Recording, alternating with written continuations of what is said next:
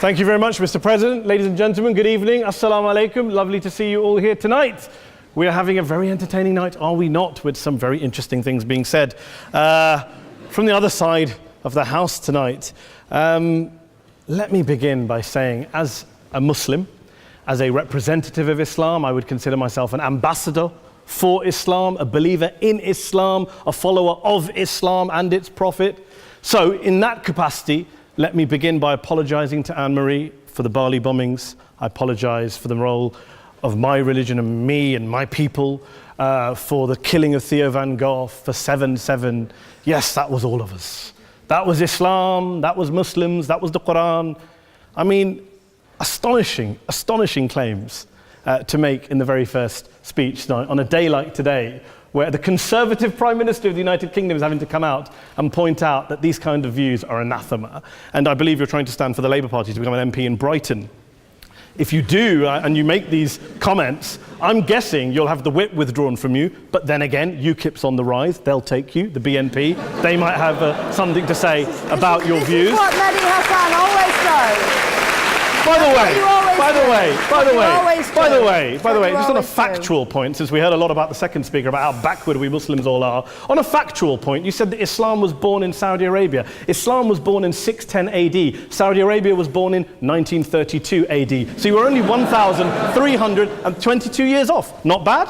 Not bad start there.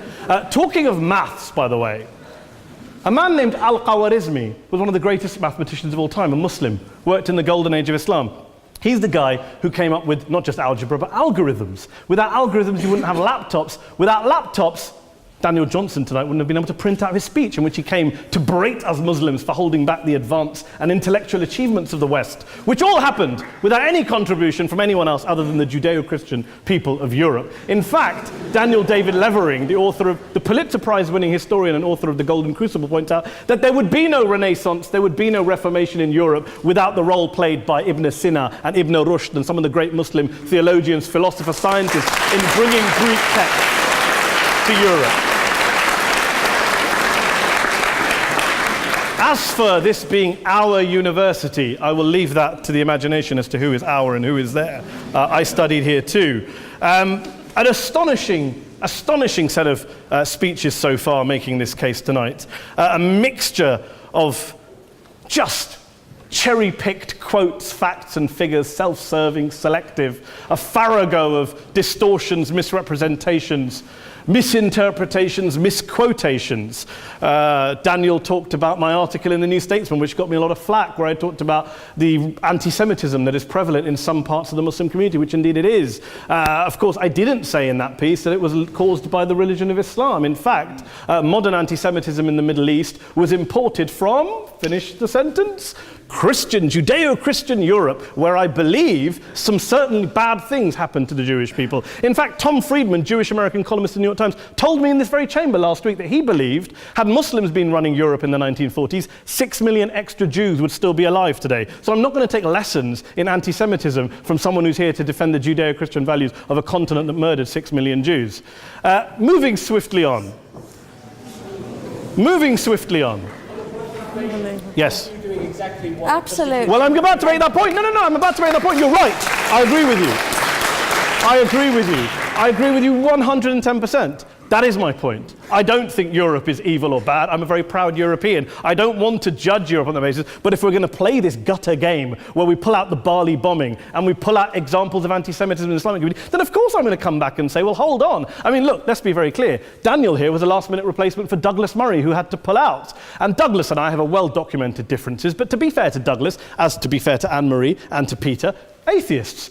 Atheists see all religions as evil, violent, threatening. What the problem I have with Daniel's speech is that Daniel comes here to write this robust defense of Christianity, forgetting that his fellow Christians, people who said they were acting in the name of Jesus, gave us the Crusades, the Spanish Inquisition, the anti-Jewish pogroms, European colonialism in Africa and Asia, the Lord's Resistance Army in Uganda, not to mention countless arson and bomb attacks on abortion clinics in the United States of America to this very day. I would like a little bit of humility from Daniel first before he begins lecturing other communities and other faiths on violence, terror, and intolerance.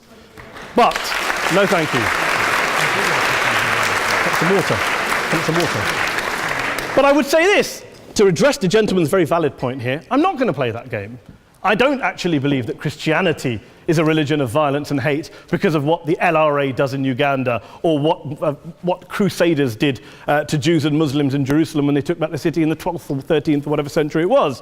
I believe that Christianity, like Islam, like pretty much every mainstream religion, is based on love and compassion and faith. I do follow a religion in which 113 out of the 114 chapters of the Quran begins by introducing the God of Islam as a God of mercy and compassion. I would not have it any other way. I don't follow a religion which introduces my God to me as a God of war, as some kind of Greek God of wrath, as a God of hate and injustice. Not at all. As Adam pointed out, you go through the Quran and you see the mercy and the love and the justice. And yes, you have verses that refer to warfare and violence. Of course it does. This is not a motion about pacifism. I'm not here to argue that Islam is a pacifistic faith. It is not. Islam allows military action, violence in certain limited contexts. And yes, a minority of Muslims do take it out of that context. But is it religious? Well, we talked about Woolwich. Daniel and Anne-Marie have suggested that it's definitely religion that's behind all of this. Well, actually, what I find so amusing tonight is we're having a debate about Islam. And the opposition tonight have come forward. We have a graduate in law, a graduate in modern history, a graduate in chemistry. And, you know, I admire all of their intellects and their abilities, but we don't have anyone who's actually an expert on Islam, a scholar of Islam, a historian of Islam, a speaker of Arabic, even a terrorism expert or a security expert or a pollster, let alone to talk about what Muslims believe or think. Instead, we have people coming here, putting forward these views, putting forward these sweeping opinions. Listen to Professor Robert Pape of the University of Chicago, one of America's leading terrorism experts, who, unlike our esteemed opposition tonight, studied every single case of suicide terrorism between 1980 and 2005, 315 cases in total. And he concluded, and I quote, "There is little connection between suicide terrorism and Islamic fundamentalism or any of the world's religions. Rather, what nearly all suicide terrorist attacks have in common is a specific secular and strategic goal to compel modern democracies to withdraw military forces from territory that the terrorists consider to be their homeland." And the irony is, when we talk about terrorism, the irony is that the opposition and the Muslim terrorists, the Al-Qaeda types, actually have one thing in common, because they both believe that Islam is a warlike, violent religion. They both agree on that. They have everything in common. Osama bin Laden would be nodding along to everything he's heard tonight from the opposition side. He agrees with them. The problem is that mainstream Muslims don't. The majority of Muslims around the world don't.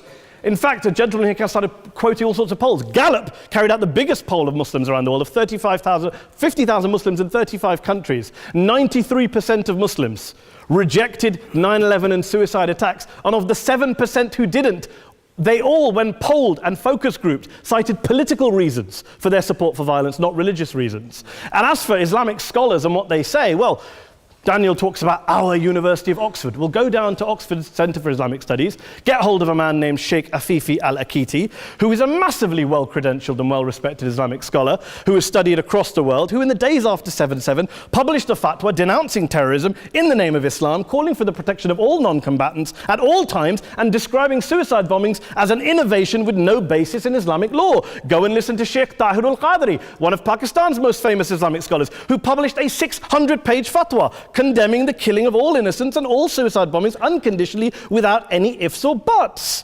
There's nothing new here. This is mainstream Islam, mainstream scholarship, which has said this for years. You don't go out and kill people willy-nilly in the high street or anywhere else, on a bus or a mall, based on verses of the Quran that you cherry-pick without any context, any understanding, any interpretation, or any commentary. Point of information. Please. Well, It doesn't happen, apparently. I didn't say it doesn't happen at all. I never said it didn't happen. I don't blame Islam. Yes, it's a very good point. And a lot of us are campaigning against that. And we're campaigning against it in the name of Islam. We're campaigning against it in the name of various interpretations of Islam. Anne-Marie comes and scares us with her talk of Sharia law. I would like to see the book of Sharia law. It doesn't exist. People argue over what Sharia law is.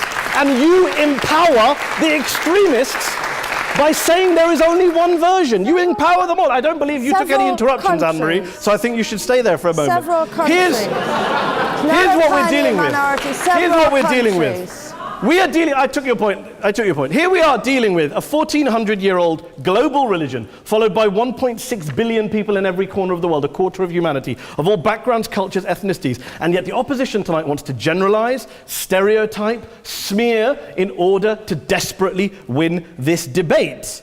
And here's my question, if we're going to generalize and smear. If, okay, people say yesterday's bombers, and we've got to be careful, there's a trial going on, were yesterday's attackers, motivated by Islam? Big debate. I don't believe they were. Let's say they were. Let's say Faisal Shahzad, the Times Square bomber, was motivated by Islam. Let's assume, for sake of argument, that Richard Reeves, the shoe bomber, was motivated by Islam. If Islam is responsible for these killings, if Islam is what is motivating these people, and Islam is therefore not a religion of peace, a religion of war, then ask yourself this question: why aren't the rest of us doing it? Why is it such a tiny minority of Muslims are interpreting their religion in the way that the opposition claim they are? Let's assume there are 16,000 suicide bombers in the world. There aren't. Let's assume there are for the sake of argument.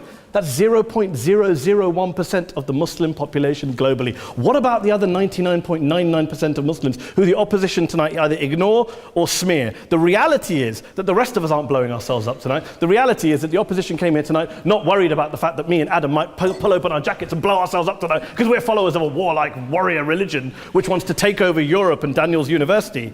The issue is this.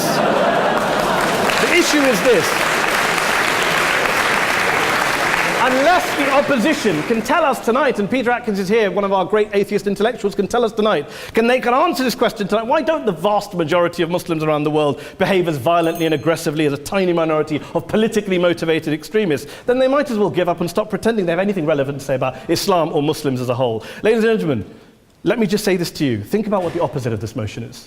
If you vote no tonight, think about what you're saying the opposite of this motion is. That Islam isn't a religion of peace, it's a religion of war, of violence, of terror, of aggression. That the people who follow Islam, me, my wife, my retired parents, my 6-year-old child, that 1.8 million of your fellow British residents and citizens, that 1.6 billion people across the world, your fellow human beings, are all followers, promoters, believers in a religion of violence. Do you really think that? Do you really believe that to be the case? They say that in the Oxford Union, the most famous debate was in 1933 when Adolf Hitler looked out for the result of the King and Country motion, where they voted against fighting for King and Country, and Hitler was listening out for the result. Well, tonight, 80 years on, there are two groups of people around the world who I would argue are waiting for the result of tonight's vote. There are the millions of peaceful, non-violent, law-abiding Muslims both in the UK, Europe, Asia, Africa and beyond, who see Islam as the source of their identity, as a source of spiritual fulfillment, of hope, of solace. And there are the phobes, the haters, the bigots out there who want to push the clash of civilizations, who want to divide all of us into them and us and ours and their. Ladies and gentlemen, I urge you all not to fuel the arguments of the phobes and bigots. Don't legitimize their divisions. Don't legitimize their hate. Trust those Muslims who you know, who you've met, who you hear, who don't believe in violence, who do want you to hear the peaceful message of the Quran as they believe it to be taught to the majority of Muslims, the Islam of peace and compassion and mercy, the Islam of the Quran, not of Al-Qaeda. Ladies and gentlemen, I beg to propose this motion to the House. I urge you to vote yes tonight. Thank you very much for your time.